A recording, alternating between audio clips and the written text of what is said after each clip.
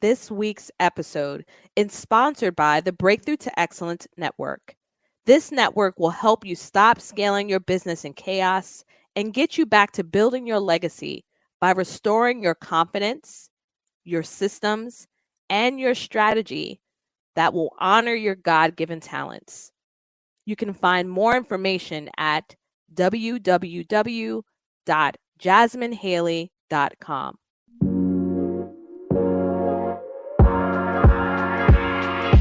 Welcome to the Breakthrough to Excellence podcast. I'm Jasmine Haley, healthcare provider turned educator, entrepreneur, and startup strategist. Not too long ago, I was burnt out, overwhelmed, depressed, and full of fear from a toxic work environment. I created my business out of necessity to create a legacy I can be proud of today.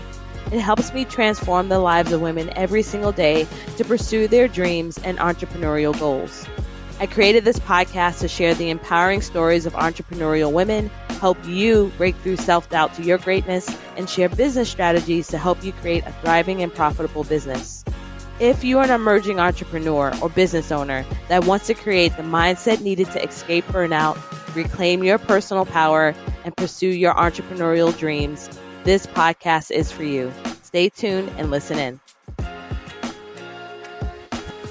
Hey. Welcome to another episode of the Breakthrough to Excellence podcast. And we are talking about, is it really possible for you to have a profitable speaking leg of your business? Absolutely. And there are ways in which you can strategically position yourself to do so. There are many methods and many strategies. This is not a cookie cutter approach, but it is possible to have profit and make it sustainable within your own business. So in this training, I'm going to actually share 3 mindset shifts that we need to consider as business owners if we are trying to build a profitable leg in speaking within our business. And it's really important in this process that you do a really honest assessment, good, bad, and ugly of how you may be getting in the way, how your negotiations may be getting in the way, how you may not be positioning yourself as necessary. That could be preventing you from being a profitable speaker. All of these things are so important. The foundational parts of building a business are essential, even if you want to build your legacy on stage. So I'm going to share that importance, and I'm also going to give you a warm invitation, each and every listener, to my Legacy Scaler Heart-Driven Speaker Program. I'm so excited about this program. I'm only accepting 6 rockstar professionals. I like to keep it small and intimate so I can continue to give you the customized feel of one-on-one assistance. And we're going to take your expertise, format it for the stage, get you to the place where you are lighting the hearts of the audience members that you are serving, and then giving you the tools to make this a sustainable part of your business with swipe files, templates, contracts, guest experts, everything you need to really get to a place where you can book 5K and beyond for your speaking services or even the services within your own business. Your voice is a powerful instrument, and this is an amazing way to amplify your brand. So listen in to this episode and feel free to contact me via social, DM me, let me know. Just simply say the word speaker. I'll be there for you to discuss how my program, how my heart method framework can help you build your legacy on stage. Enjoy the training. Hey. It is your host, Jasmine Haley of the Breakthrough to Excellence podcast. And today we're talking about profitable speaking. Is it possible? Now, there's an art and science and business to professionally speaking, and many aspiring speakers and experts become discouraged when they first begin. And so I'm going to talk to you about specifically the mindset shifts that you need to make in order to see that this is a viable option for your business. I wouldn't be where I am today if I did not have the option of using the power of my voice. It is one of the most powerful instruments that you can use, and it is exceptional way for us as entrepreneurs to get our message out there about our brand and the work that we do.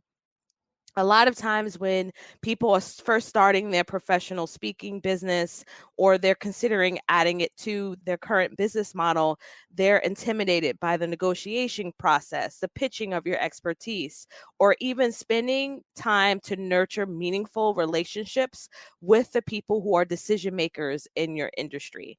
So today's discussion is really going to help you shift your mind as you begin building your professional portfolio. And what I'm going to focus more so are the mindset shifts that are necessary to get to a place where you're profitable. I found that even in my journey, I needed to go through a internal transformation to get to the place where I had and have gotten my business to a profitable place. At first, it was not like that, y'all. I'm going to be 100 with you. It was not like that. I was kind of struggling how to navigate, how to get my brand visible, how to get secured by event planners. But the three key things that I'm going to share with you today are some of the critical parts that we all need to shift into when we're looking at taking our message on the stage. All right. So here's number one. Number one, you need to remember to be authentically who you are. Please don't fall into the trap of making yourself look pristine, polished, you know, a cookie cutter look for a speaker, or a cookie cutter way of communicating. Who you are is what's going to set you apart. That's what you really have to remember. There's so much pressure for us as business owners to kind of conform to what thought leaders think we should be doing in our business. And it doesn't change when you're speaking on the stage. So it's so important for you to remember that when you're authentically who you are, that is what's going to set you apart. It's you. It's you. It's Jasmine. It's Joan. It's all these other people, right? That start a relationship with you. Okay. It's you that's going to build a relationship with your audience, the event planners, and beyond. And time again, when I was planning my own events, or when I was planning events for a nonprofit association, or when I was negotiating with event planners as a speaker, I've met thousands of people whose energy and presence did not match what they presented on the outside. And that is a surefire way for people to not inquire about your services or not be interested in the work that you are doing. Yes, you want to repel the people that aren't going to be your ideal client or your ideal organization that you want to work with. However, you still need to be authentically who you are and make sure your energy matches what you're presenting out there in the world. You can't fake it till you make it, y'all. You got to be who you are. And so one of the key things that I want you to know, that as an event planner myself, or even with me as a speaker, or me considering what I'm building with my podcast, when I invite people into my sphere of influence and give them the ability to speak to my audience, my priority is to protect that audience ferociously. And if I'm going to give someone access to them, I want to make sure that they can represent themselves how they clearly are presenting themselves out into the world. And so I really clearly want you to understand that when I decided not to do a cookie cutter approach, when I decided to be authentically who I am, in all aspects. That means that sometimes you're going to get some urban slang, okay? You're going to hear about my life in New York City. You're going to hear about the struggles I dealt with as a individual that has experienced trauma. You're going to hear my authentic message. And I'm going to talk like I am talking to some of my girlfriends. Not completely now. I'm not going to be raunchy. I still have a level of professionalism, but there's a part that still is authentically who I am. And that's the part that's missing for a lot of people. So never forget that. So that's number one. Number two, speaking can impact and transform the lives you reach. But this is what you can't forget, y'all. To speak, you have to spend countless number of hours researching, perfecting your presentation and delivery, speaking for organizations and beyond. You're not including the hours that you have to take to travel to locations, the hours that you have to take to actually present, the hours that you're taking to speak with people after you get off of the stage. All of that is your time, and it's extremely valuable. And one of the key things that are missing with speakers that are not finding that their speaking is profitable is that they're forgetting that at the end of the day, you are a business. Now, I am a heart-centered entrepreneur. I solely am driven by the impact and the transformation I can give to the lives of the audience of the people that are listening to me. But I can't forget about the fact that I've got bills to pay. I've got a family to take care of, right?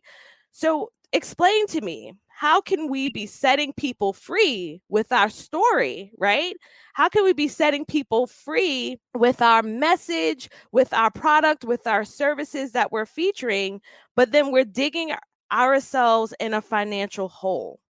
And so a lot of people put speaking to the side and say, well, it's not for me. All it is a bunch of free people. All is this blah, blah, blah. And that may be true. You may find people that will take advantage of new aspiring speakers. Like that, that's how the world turns around. There's good and there's bad and there's ugly.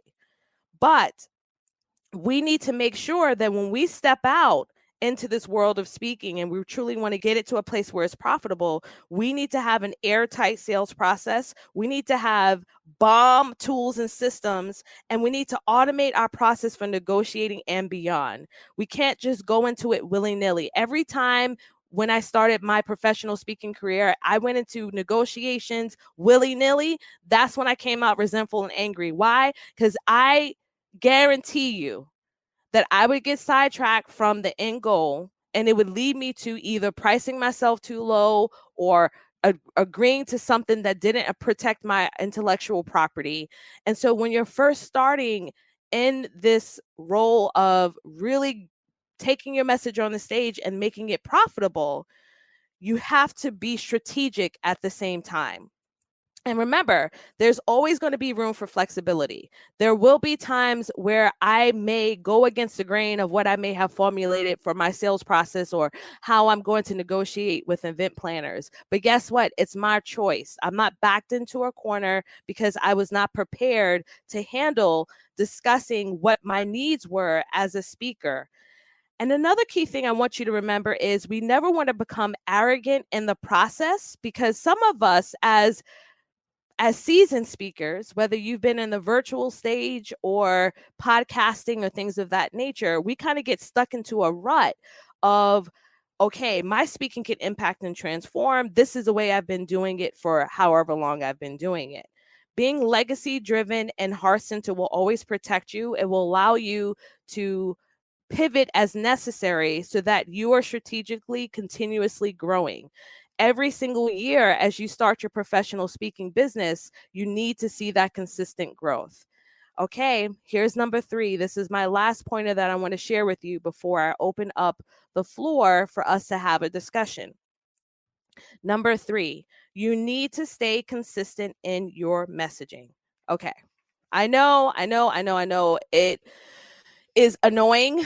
You don't want to be boxed in, for some of us that are multi-passionate entrepreneurs. But getting visible is difficult, and it's equally more challenging to stay motivated as you become visible when you are in the beginning seeing that there's crickets. The very first time I went and I pitched myself out there, I sent out an email to over 60 organizations that were currently in the healthcare industry. Only one person replied back to me, and that was because they personally knew me. Okay. And guess what their answer was? No. No, no, no, no. And the rest of them, definite no's. But guess what?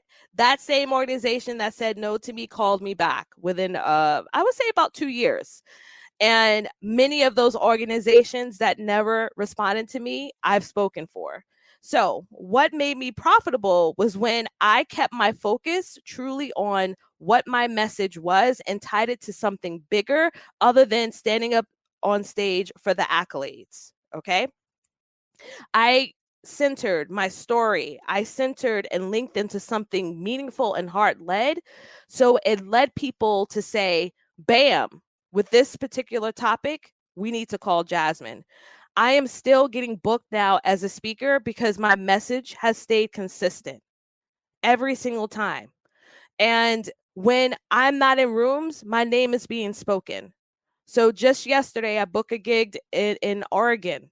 And one of the questions I asked them was, how did you find out about me? And they had heard about me by word of mouth.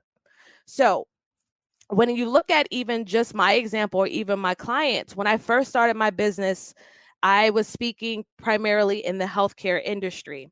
And I decided to start speaking on a topic that I knew was a trending topic, but my heart wasn't in it. And y'all, it was a complete dud.